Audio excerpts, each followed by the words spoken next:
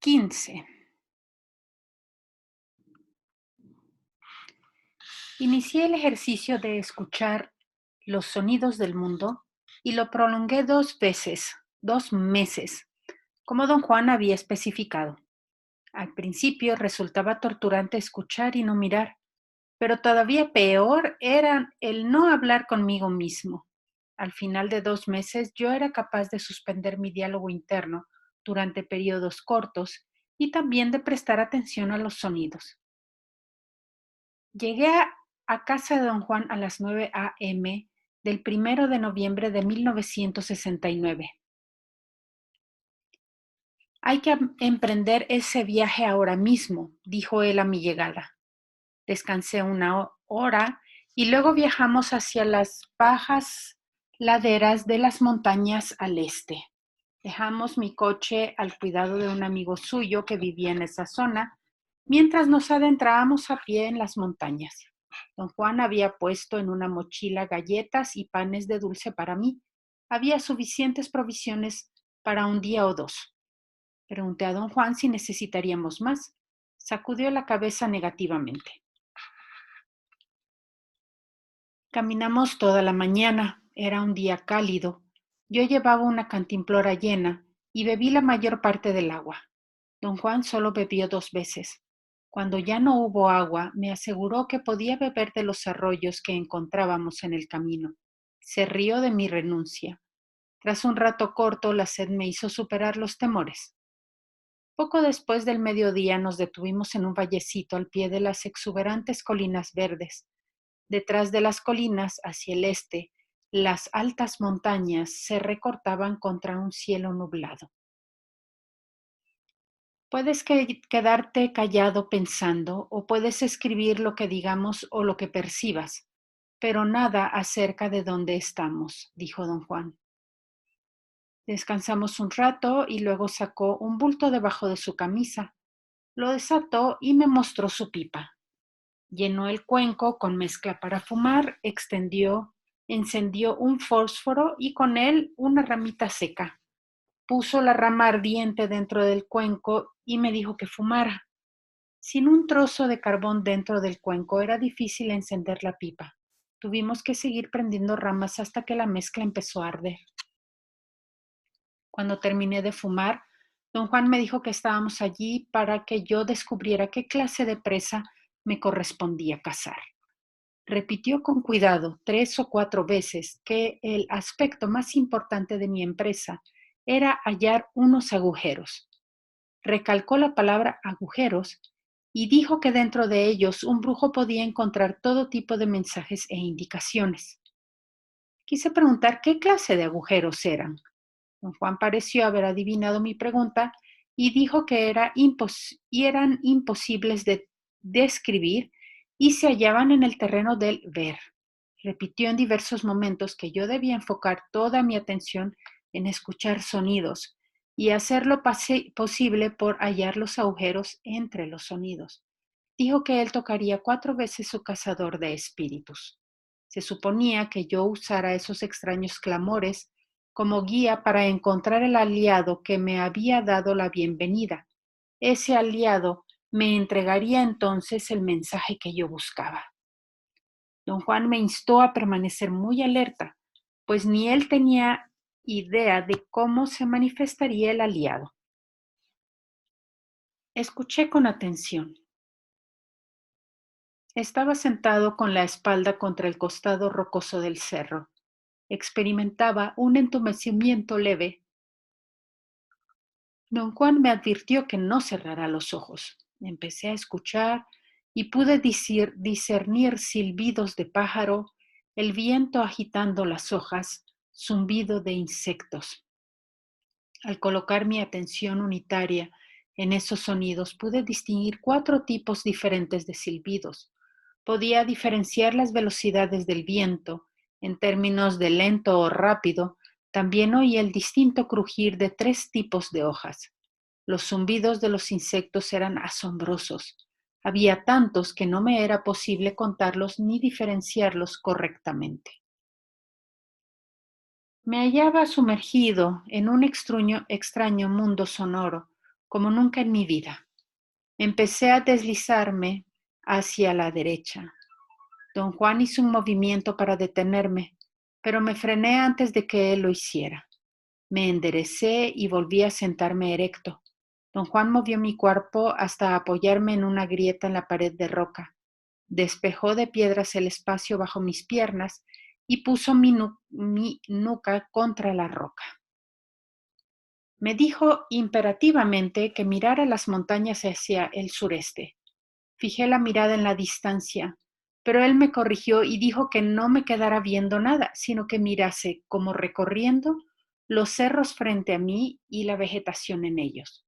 Repitió una y otra vez que toda mi atención debía concentrarse en mi oído. Los sonidos recobraron prominencia. No era tanto que yo quisiese oírlos, más bien tenían un modo de forzarme a concentrarme en ellos. El viento sacudía las hojas, el viento llegaba por encima de los árboles y luego caía en el valle donde estábamos. Al caer, tocaba primero las hojas de los árboles altos. Hacían un sonido peculiar que me pareció rico, rasposo, exuberante. Luego el viento daba contra los arbustos cuyas hojas sonaban como una multitud de cosas pequeñas. Era un sonido casi melodioso, muy absorbente e impositivo. Parecía capaz de ahogar todo lo otro. Me resultó desagradable. Me sentí apenado porque se me ocurrió que yo era como el crujir de los arbustos, regañón y exigente. El sonido era tan semejante a mí que yo lo odiaba. Luego oí al viento rodar en el suelo. No era un crepitar, sino más bien un silbido, casi un timbrar agudo o un zumbido llano. Escuchando los sonidos que hacía el viento, advertí que los tres ocurrían al mismo tiempo. Estaba pensando cómo fui capaz de aislarlos, cuando de nuevo me di cuenta del silbar de pájaros y el zumbar de insectos. En cierto instante, sin embargo, solo había los sonidos del viento, pero al siguiente otros sonidos brotaron del gigantesco fluir a mi campo de atención. Lógicamente, todos los sonidos existentes deben haberse emitido de continuo durante el tiempo en que yo solo oía al viento. No podía contar todos los silbidos de pájaros o zumbidos de insectos, pero me hallaba convencido de que estaba escuchando cada sonido individual en el momento en que se producía. Juntos creaban un orden de lo más extraordinario. No puedo llamarlo otra cosa que orden. Era un orden de sonidos que tenía un diseño, es decir, cada sonido ocurría en secuencia. Entonces oí un peculiar lamento prolongado. Me hizo temblar. Todos los otros ruidos cesaron a un instante y hubo un completo silencio mientras la reverberación del gemido alcanzaba los límites extremos del valle. Después recomenzaron los ruidos. De inmediato capté su diseño. Tras escuchar con atención un momento, creí entender la recomendación que don Juan me hizo de buscar agujeros entre los sonidos. El diseño de los ruidos contenía espacios entre sonido y otro. Por ejemplo, los cantos de ciertos pájaros tenían su tiempo y sus pausas, y de igual manera todos los demás sonidos que yo percibía. El crujir de las hojas era la goma que los unificaba en un zumbido homogéneo. El hecho era que el tiempo que cada sonido formaba una unidad en la pauta sonora general. Así, los espacios o pausas entre sonidos eran, si uno se fijaba, hoyos en una estructura. Oí nuevamente el penetrante lamento del cazador de espíritus. No me sacudió, pero los sonidos volvieron a cesar un instante y percibí tal sensación como un agujero, un hoyo muy grande. En ese preciso momento mi atención se trasladó del oído a la vista. Me hallaba mirando un conglomerado de cerros con lujuriante vegetación verde.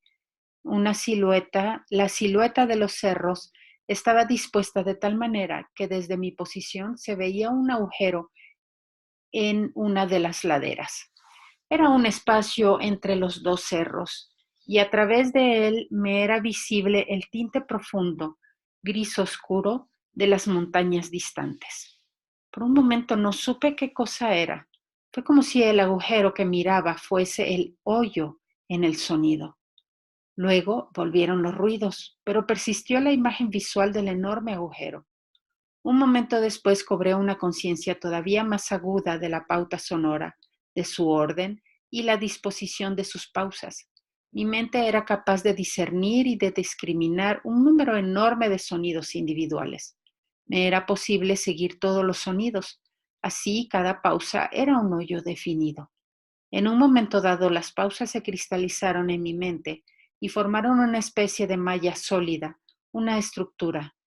Yo no la veía ni la oía, sentía con alguna parte desconocida de mí mismo.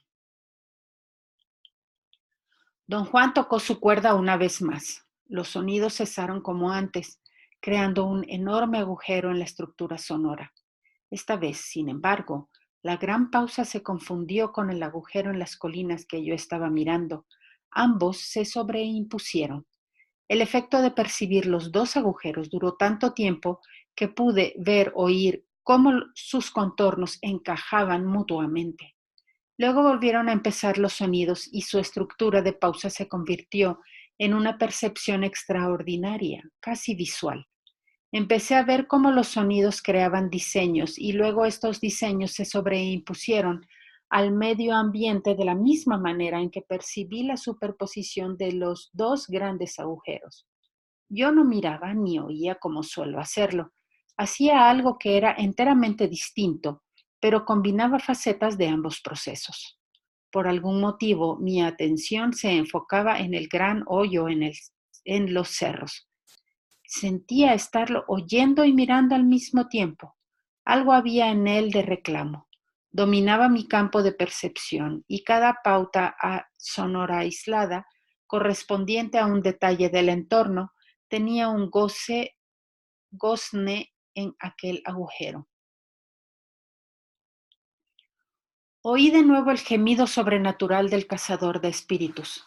Cesaron los demás sonidos. Los dos grandes agujeros parecieron encenderse y de pronto me hallé mirando nuevamente el campo de labranza. El aliado estaba allí de pie como lo había visto antes. La luz de la escena total se me hizo muy clara. Pude verlo perfectamente, como si se hallara a 50 metros. No distinguía su cara, el sombrero la cubría. Entonces empezó a acercarse, alzando despacio la cabeza. Estuve a punto de ver su rostro y me aterré. Supe que debía pararlo sin demora. Sentí un extraño empellón dentro de mi cuerpo, sentí que brotaba poder. Quise mover la cabeza hacia un lado para detener la visión, pero no podía hacerlo. En ese instante crucial una idea acudió a mi mente. Supe a qué se refería don Juan cuando dijo que los elementos de un camino con corazón eran escudos. Había algo que yo deseaba realizar en mi vida, algo que me consumía e intrigaba, algo que me llenaba de paz y alegría. Supe que el aliado no podía avasallarme. Moví la cabeza sin ninguna dificultad antes de ver todo su rostro. Empecé a oír los demás sonidos. De pronto se hicieron muy fuertes y agudos, como si estuvieran airados conmigo. Perdieron sus pautas y se convirtieron en un conglomerado amorfo de chillidos punzantes, dolorosos. Mis oídos empezaron a zumbar bajo la presión. Sentía la cabeza a punto de estallar. Me puse de pie y cubrí mis oídos con la palma de las manos. Don Juan me ayudó a caminar hasta un arroyo muy pequeño. Me hizo quitarme la ropa y me rodó en el agua. Me hizo yacer en el lecho casi seco y luego reunió agua en su sombrero y me roció con ella. La presión en mis oídos disminuyó con gran rapidez y solo se necesitaron unos minutos para lavarme. Don Juan me miró, sacudió la cabeza en gesto aprobatorio y dijo que me había puesto sólido muy rápidamente. Me vestí y me llevó de vuelta al sitio donde estuve sentado. Me encontraba extremadamente vigoroso, alegre y lúcido. Quiso conocer todos los detalles de mi visión. Dijo que los brujos usaban los agujeros de los sonidos para averiguar cosas específicas. El aliado de un brujo revelaba asuntos complicados a través de tales agujeros. Rehusó especificar sobre ellos y se salió de mis preguntas diciendo que, al no tener yo un aliado, tal información solo me haría daño.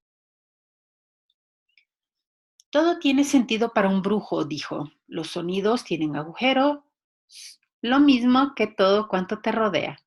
Por lo general, un hombre no tiene la velocidad para pescar los agujeros y por eso recorre la vida sin protección. Los gusanos, los pájaros, los árboles, todos ellos nos pueden decir cosas increíbles si llegamos a tener la velocidad necesaria para agarrar su mensaje. El humo puede darnos esa velocidad de agarre, pero debemos estar en buenos términos con todas las cosas vivientes de este mundo. Por esta razón hay que hablarles a las plantas que vamos a matar y pedirles perdón por dañarlas. Igual debe hacerse con los animales que vamos a cazar. Solo vamos Solo debemos tomar lo suficiente para nuestras necesidades. De otro modo, las plantas y los animales y los gusanos que matamos se pondrían en contra nuestra y nos causarían enfermedad y desventura. Un guerrero se da cuenta de esto y hace por aplacarlos. Así, cuando mira por los agujeros, los árboles y los pájaros y los gusanos le dan mensajes veraces. Pero nada de esto tiene importancia por ahora. Lo importante es que viste al aliado. Esa es tu presa. Te dije que íbamos a cazar algo.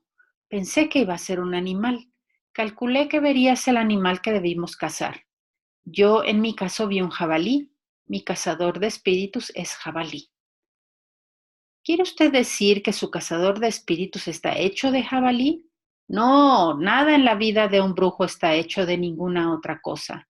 Si es algo, lo que sea. Es la cosa misma.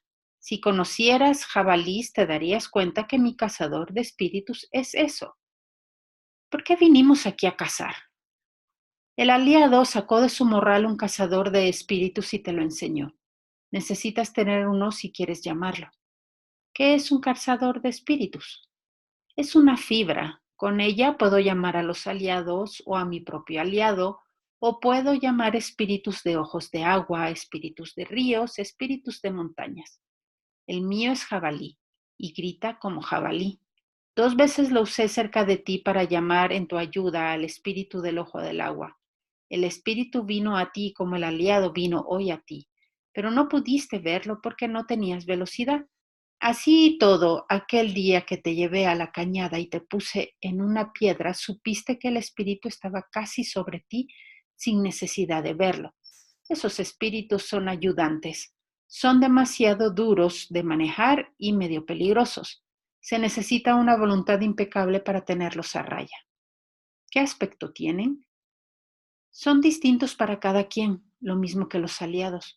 Para ti, al parecer, un aliado tendría el aspecto de alguien que conociste o que siempre estarás a punto de conocer, pues es la inclinación de tu naturaleza. Eres dado a misterios y secretos. Yo no soy tú y para mí un aliado es algo muy preciso. Los espíritus de ojos de agua son propios de determinados sitios.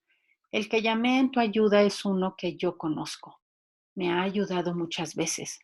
Habita en aquella cañada. Cuando lo llamé en tu ayuda no eras fuerte y el espíritu te dio duro.